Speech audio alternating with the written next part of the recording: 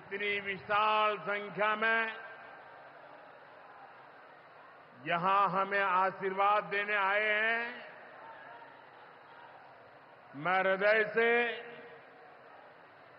बंगाल की जनता का अभिनंदन करता हूं। आज एवरेस्ट डे भी है। आज के दिन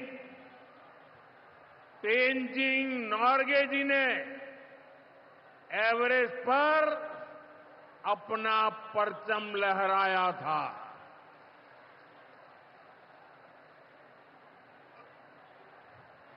उनके सम्मान में हम भी अपना तिरंगा फहराएंगे।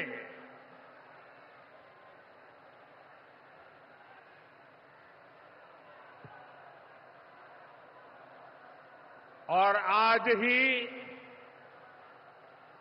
महान स्वतंत्रता सेनानी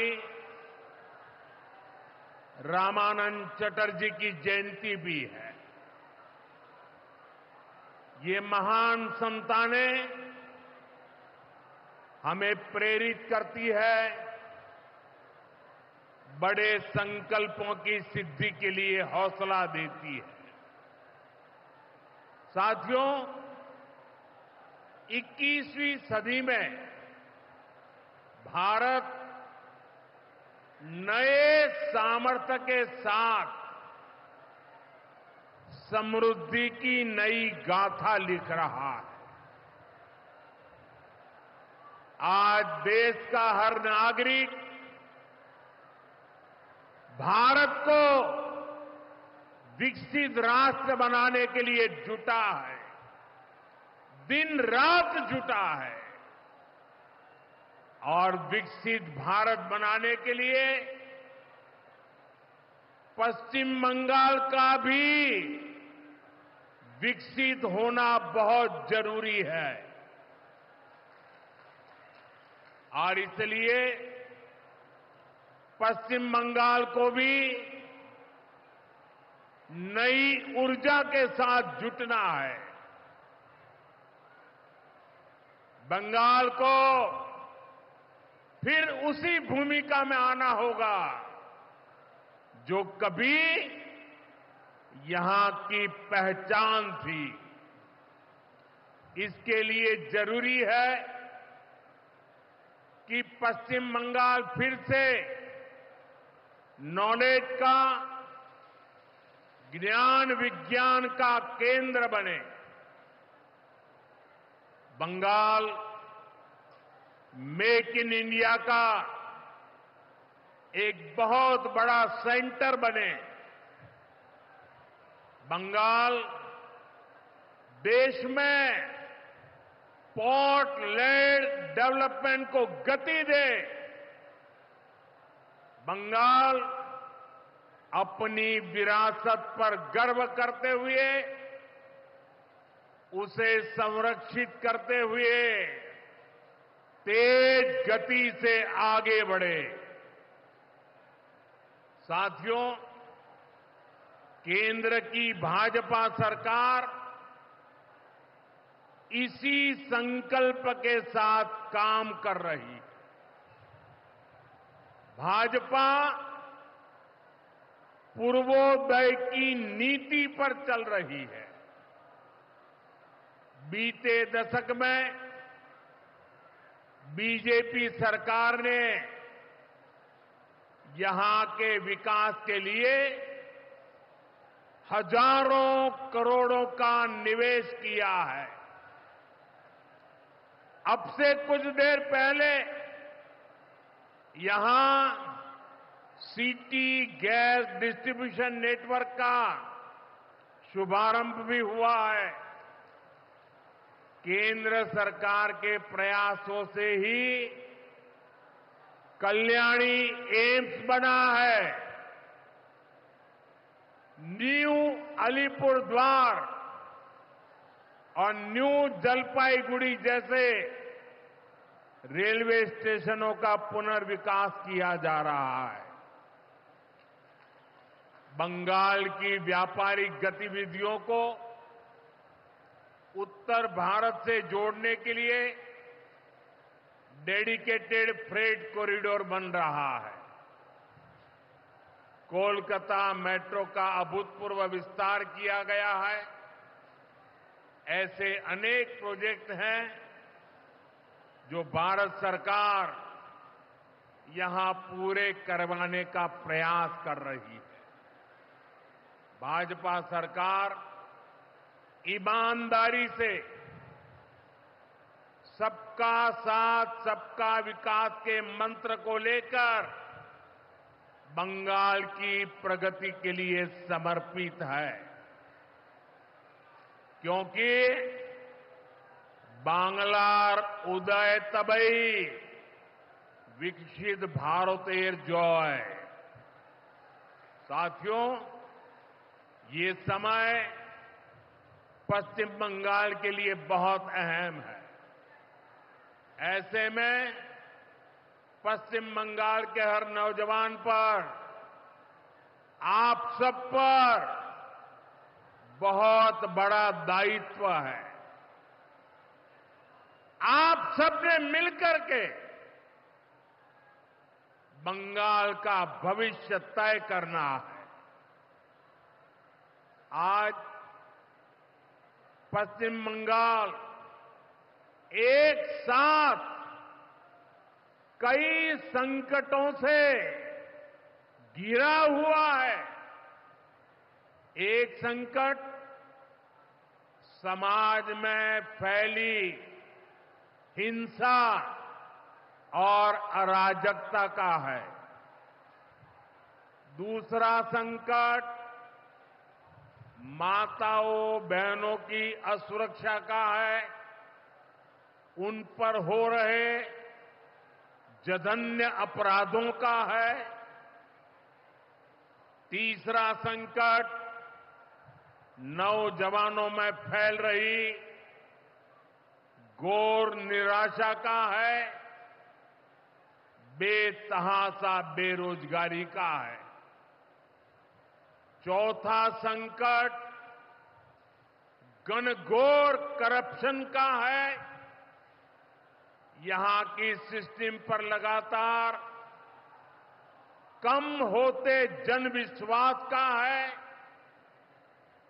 और पांचवा संकट गरीबों का हक छीनने वाली सत्ताधारी पार्टी की स्वार्थी राजनीति का है। साथियों, यहां मुर्शिदाबाद में जो कुछ हुआ, मालदा में जो कुछ हुआ, वो यहां की सरकार की निर्ममता का उदाहरण है। दंगों में गरीब माताओं बहनों की जीवन भर की पूंजी राख कर दी गई। तुष्टीकरण के नाम पर गुंडागिर्दी को खुली छूट दे दी गई। जब सरकार चलाने वाले एक पार्टी के लोग, विधायक, कॉरपोरेटर ही लोगों के घरों को चिन्हित करके जलाते हैं और पुलिस तमाशा देखती है, तो उस भयावह स्थिति की कल्पना की जा सकती है। मैं बंगाल की भद्र जनता से पूछता हूं, क्या सरकारें ऐसे चलती हैं? यही भावेश्वर सरकार चलेगी? साथियों, बंगाल की जनता पर हो रहे इन अत्याचारों से यहां की निर्मम सरकार को कोई फर्क नहीं पड़ता। यहां बात बात पर कोर्ट को दखल देना पड़ता है। बिना कोर्ट के बीच में आए कोई भी मामला सुलझता ही नहीं है। बंगाल की जनता को अब टीएमसी सरकार के सिस्टम पर भरोसा नहीं है। यहां की जनता के पास अब सिर्फ कोर्ट का आसरा ही है। इसलिए पूरा बंगाल कह रहा है, बंगाल में मची चीख पुकार, नहीं चाहिए निर्मम सरकार। बांग्लार चित्कार लागबे ना, निर्मम सरकार। साथियों, भ्रष्टाचार का सबसे बुरा असर नौजवानों पर पड़ता है, गरीब और मिडिल क्लास परिवारों पर होता है। भ्रष्टाचार कैसे चारों तरफ बर्बादी लाता है, ये हमने टीचर भर्ती घोटाले में देखा है। टीएमसी सरकार ने अपने शासनकाल में हजारों टीचर्स का फ्यूचर बर्बाद कर दिया, उनके परिवारों को तबाह कर दिया, उनके बच्चों को असहाय छोड़ दिया।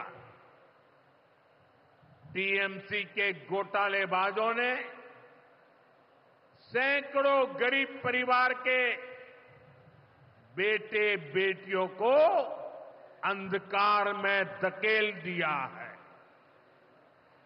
ये सिर्फ कुछ हजार टीचर्स के भविष्य के साथ खिलवाड़ नहीं है, बल्कि पश्चिम बंगाल के पूरे एजुकेशन सिस्टम को बर्बाद किया जा रहा है। टीचर्स के अभाव में लाखों बच्चों का भविष्य दांव पर है। इतना बड़ा पाप टीएमसी के नेताओं ने किया है। हद तो ये है कि ये लोग आज भी अपनी गलती मानने को तैयार नहीं है। उल्टा देश की अदालत को, न्यायपालिका को, कोर्ट को दोषी ठहराते हैं। साथियों, टीएमसी ने चाय बागान में काम करने वाले साथियों को भी नहीं छोड़ा है।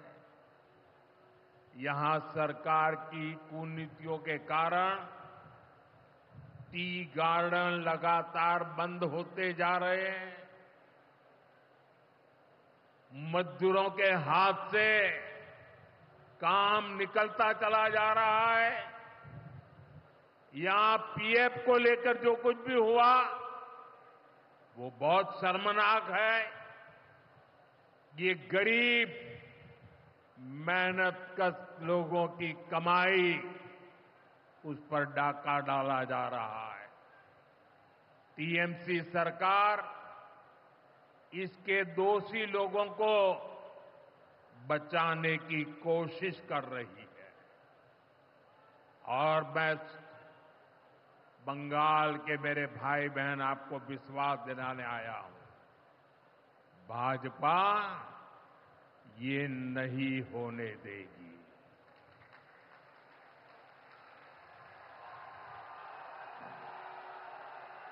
साथियों, राजनीति अपनी जगह पर है, लेकिन गरीब, दलित, पिछड़े, आदिवासी और महिलाओं से टीएमसी क्यों दुश्मनी निकाल रही है? पश्चिम बंगाल के गरीब, एससी, एसटी, ओबीसी के लिए जो भी योजनाएं देश में चल रही है उनमें से बहुत सारी योजनाएं यहां लागू ही नहीं होने दी जा रही है। पूरे देश में करोड़ों लोगों को आयुष्मान योजना के तहत मुफ्त इलाज मिल चुका है, लेकिन मुझे दुख के साथ कहना पड़ रहा है इसका फायदा पश्चिम बंगाल के मेरे भाई बहनों को नहीं मिल रहा। पश्चिम बंगाल का कोई साथी अगर दिल्ली, बेंगलुरु, चेन्नई गया है उसको वहां मुफ्त इलाज नहीं मिल पाता है, क्योंकि निर्मम सरकार ने बंगाल के अपने लोगों को आयुष्मान कार्ड देने ही नहीं दिया। आज देश भर में 70 वर्ष से ऊपर के बुजुर्गों को 5 लाख रुपए तक मुफ्त इलाज की सुविधा मिल रही है। मैं तो चाहता हूं कि पश्चिम बंगाल में भी 70 वर्ष से ऊपर के सभी बुजुर्गों को मुफ्त इलाज की सुविधा मिले, लेकिन टीएमसी सरकार ये नहीं करने दे रही है। केंद्र की बीजेपी सरकार देश भर में गरीब परिवारों को पक्के घर बनाकर दे रही है, लेकिन पश्चिम बंगाल में लाखों परिवारों का घर नहीं बन पा रहा है, क्योंकि टीएमसी के लोग इसमें भी गरीब के पास से कट और कमीशन की मांग कर रहे हैं। आखिर टीएमसी सरकार आप लोगों को लेकर इतनी निर्मम क्यों है?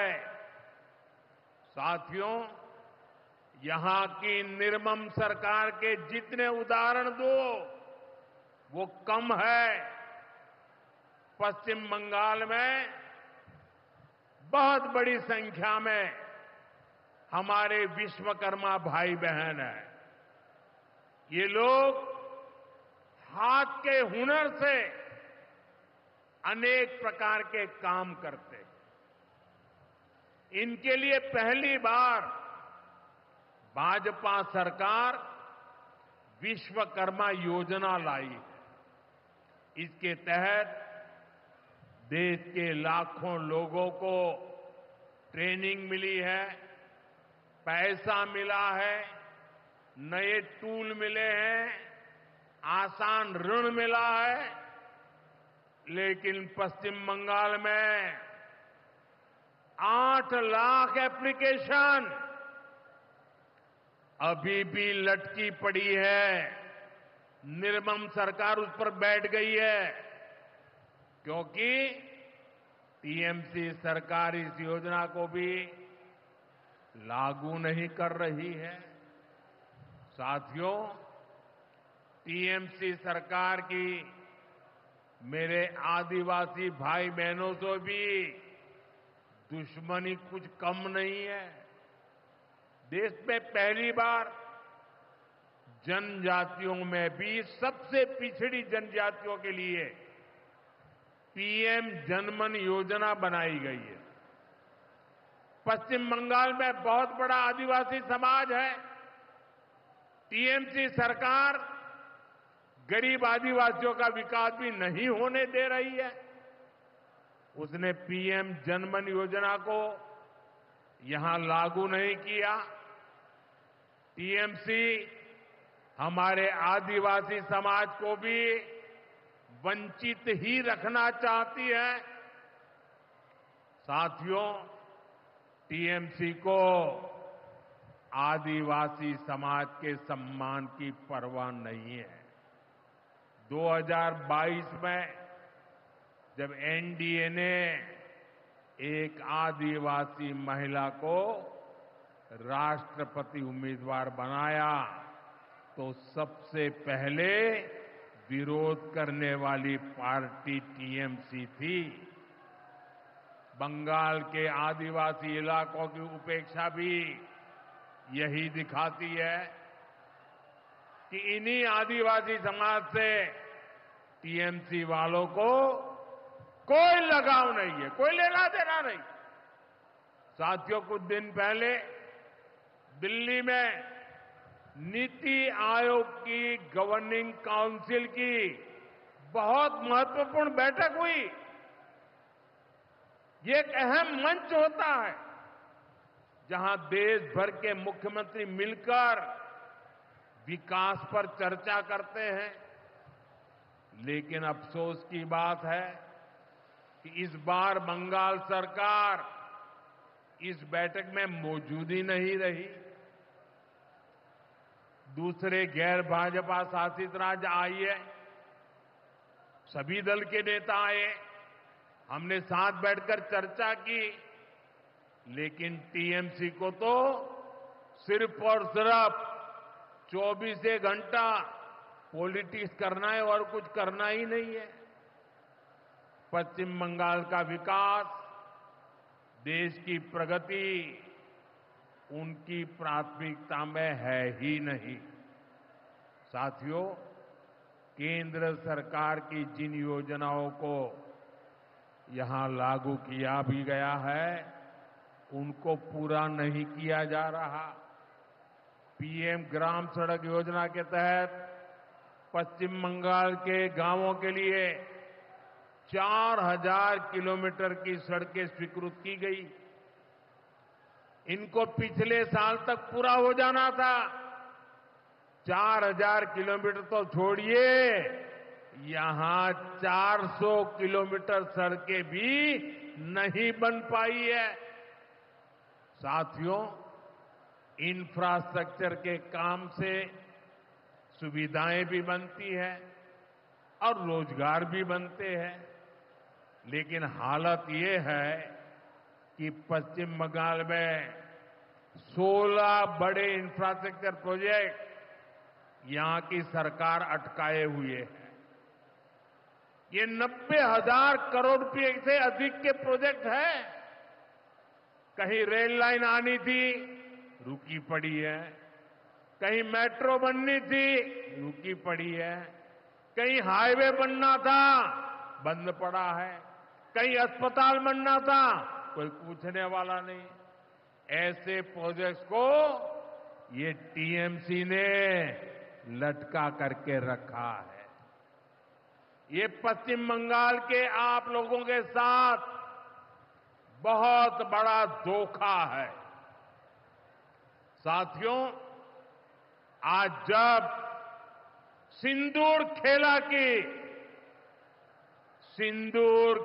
की इस धरती पर आया हूं, तो आतंकवाद को लेकर भारत के नए संकल्प की चर्चा स्वाभाविक है।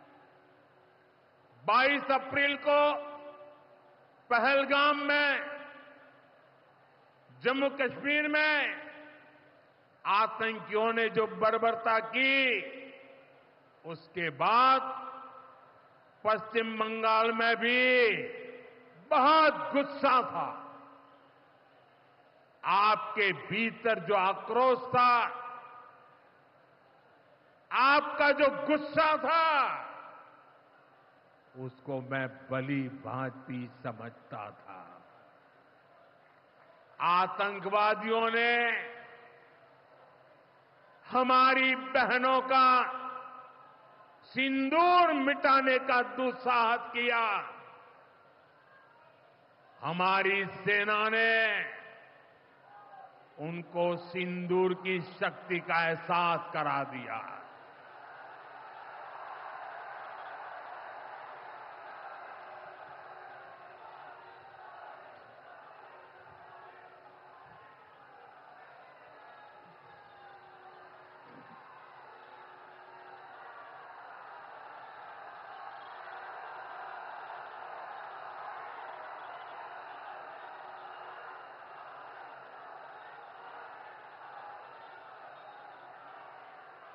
हमने आतंक के उन ठिकानों को तबाह किया जिनकी पाकिस्तान ने कल्पना तक नहीं की थी। साथियों, आतंक को पालने वाले पाकिस्तान के पास दुनिया को देने के लिए कुछ भी पॉजिटिव नहीं है। जब से वो अस्तित्व में आए हैं तब से ही उसने सिर्फ आतंक को पाला है। 1947 में बंटवारे के बाद से ही उसने भारत पर आतंकी हमला किया। कुछ सालों के बाद उसने यहां पड़ोस में आज के बांग्लादेश में जो आतंक फैलाया, पाकिस्तान की सेनाओं ने जिस प्रकार बांग्लादेश में रेप किए, मर्डर किए, वो कोई भूल नहीं सकता। आतंक और नरसंहार ये पाकिस्तानी सेना की सबसे बड़ी एक्सपर्टाइज है। जब सीधा युद्ध लड़ा जाता है तो उसकी हार तय होती है, उसका पराजय निश्चित होता है, उसको मुंह की खानी पड़ती है। यही कारण है कि पाकिस्तान की सेना आतंकियों का सहारा लेती है। लेकिन पहलगाम हमले के बाद अब भारत ने दुनिया को बता दिया है, भारत अब आतंकी हमला हुआ, भारत पर आतंकी हमला हुआ तो दुश्मन को उसकी बड़ी कीमत चुकानी पड़ेगी।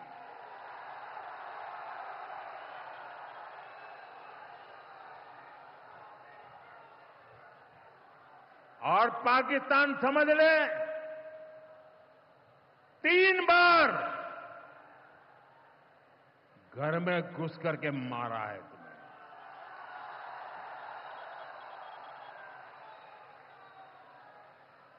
हम शक्ति को पूजने वाले लोग, हम महिषासुर मर्दिनी को पूजते हैं।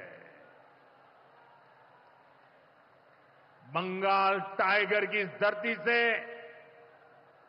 140 करोड़ भारतीयों का ऐलान है। ऑपरेशन सिंदूर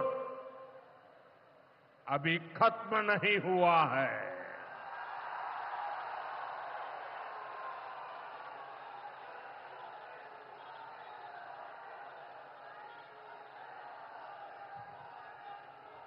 साथियों, पश्चिम बंगाल को अब हिंसा की, तुष्टीकरण की, दंगों की, महिला अत्याचार की, घोटालों की राजनीति से मुक्ति चाहिए। अब पश्चिम बंगाल के सामने भाजपा का विकास मॉडल है। आज भाजपा देश के कई राज्यों में सरकारें चला रही है। देश के लोग बार बार भाजपा को अवसर दे रहे हैं। पड़ोस में असम हो, त्रिपुरा हो या फिर ओडिशा, यहां भाजपा सरकारें तेजी से विकास कार्यों में जुटी है। मैं बंगाल के सभी भाजपा कार्यकर्ता साथियों से कहूंगा, हमें कमर कसकर तैयार रहना है। हमारे सामने एक बड़ी चुनौती है कि लोकतंत्र पर पश्चिम बंगाल की जनता के विश्वास को फिर से कैसे बहाल करें। हमें पश्चिम बंगाल के हर परिवार को सुरक्षा की, सुशासन की और समृद्धि की गारंटी देनी है। इसके लिए आने वाले दिनों में अपने प्रयासों को हमें और तेज करना होगा। साथियों, विकसित भारत बनाने के लिए पश्चिम बंगाल का तेज विकास बहुत जरूरी है। हमें पश्चिम बंगाल को उसका पुराना गौरव लौटाना है।